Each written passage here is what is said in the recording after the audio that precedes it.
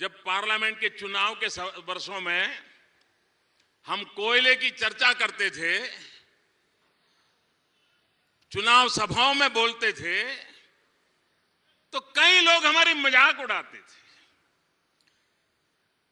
सरकार में उस समय जो लोग बैठे थे वो तो कहते थे ये बढ़ चढ़ करके आंकड़े दिए जाते हैं, सब झूठे हैं, फालतू है।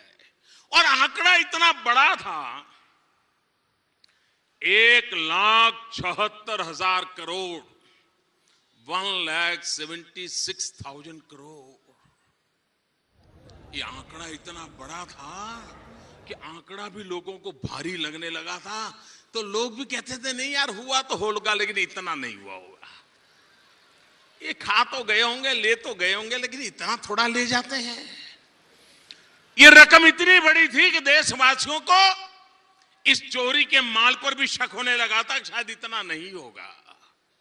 लेकिन भाइयों बहनों, आपने जो सरकार बनाई, जिसने कोयले में हाथ डाला, पहले कोयले में हाथ डाला था तो तिजोरियां भरने लग गई थी लोगों की।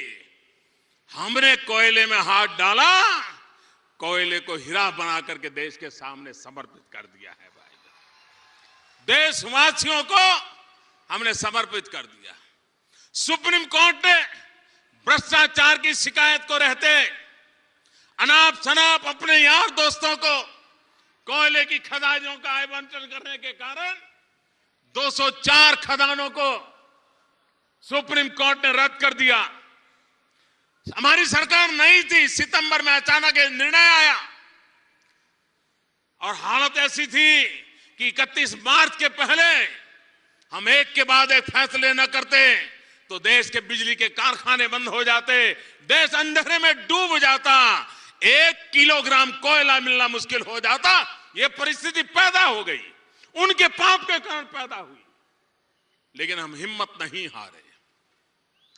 कठिनाई थी, कोयले में हाथ लगाना मतलब बेआबरू होना निश्चित था, लेकिन नीयत साफ थी मेरे भाइयों बहनों, नीयत साफ थी। हमने हिम्मत की, कोयले में हाथ लगाया और इस संकल्प के साथ लगाया, अब कोयले को हीरा बना करके छोड़ेंगे। और आज भाइयों बहनों हमने करके दिखाया। अभी 204 में से सिर्फ 20 खदानों का ऑक्शन किया है, 20 का, ओनली 20 आउट ऑफ 204। और 20 का ऑक्शन कर करके 2 लाख करोड़ से ज्यादा रकम देश के खजाने में आए हैं, 20 में से।